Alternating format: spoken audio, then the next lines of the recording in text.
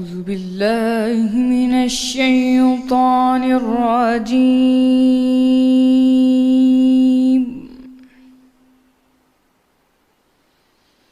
بسم الله الرحمن الرحيم.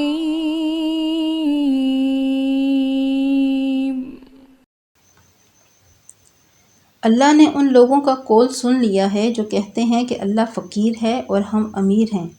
یہ جو کچھ کہتے ہیں ہم اس کو لکھ لیں گے، اور پیغمبروں کو جو یہ ناحق قتل کرتے رہے ہیں اس کو بھی قلم بند کر رکھیں گے، اور قیامت کے روز کہیں گے کہ عذاب سوزاں جلتی آگ کے عذاب کے مزے چکھتے رہو۔ یہ ان کاموں کی سزا ہے جو تمہارے ہاتھ آگے بھیجتے رہے ہیں، اور اللہ تو بندوں پر مطلق ظلم نہیں کرتا۔ جو لوگ کہتے ہیں کہ اللہ نے ہمیں حکم بھیجا کہ جب تک کوئی پیغمبر ہمارے پاس ایسی نیاز یعنی قربانی لے کر نہ آئے جس کو آگ آ کر کھا جائے، تب تک ہم اس پر ایمان نہ لائیں گے۔ اے پیغمبر، آپ ان سے کہہ دیں کہ مجھ سے پہلے کئی پیغمبر تمہارے پاس کھلی ہوئی نشانیاں لے کر آئے اور وہ معجزہ بھی لائے جو تم کہتے ہو، تو اگر سچے ہو تو تم نے ان کو قتل کیوں کیا؟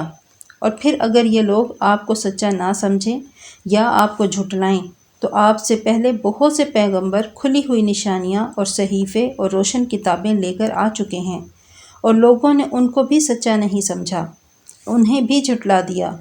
ہر جان کو موت کا مزہ چکھنا ہے، اور تم کو قیامت کے دن تمہارے اعمال کا پورا پورا بدلہ دیا جائے گا۔ تو جو شخص آتش جہنم سے دور رکھا گیا وہ بہشت میں داخل کیا گیا، وہ مراد کو پہنچ گیا، اور دنیا کی زندگی کو دھوکے کا سامان ہے۔ اے ایمان والو، تمہارے مال و جان میں تمہاری آزمائش کی جائے گی، اور تم اہل کتاب سے اور ان لوگوں سے جو مشرک ہیں بہت سی ایذا کی باتیں سنو گے۔ تو اگر صبر اور پرہیزگاری کرتے رہو گے تو یہ بڑی ہمت کے کام ہیں۔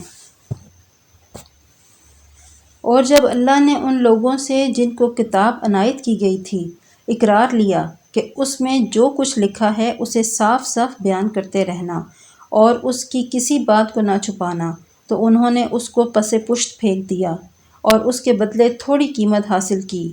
یہ جو کچھ حاصل کرتے ہیں برا ہے۔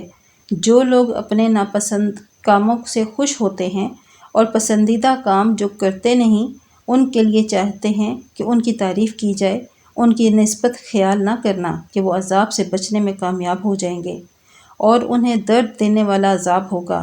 اور آسمانوں اور زمین کی بادشاہی اللہ ہی کے لیے ہے، اور اللہ ہر چیز پر قادر ہے۔ صدق اللہ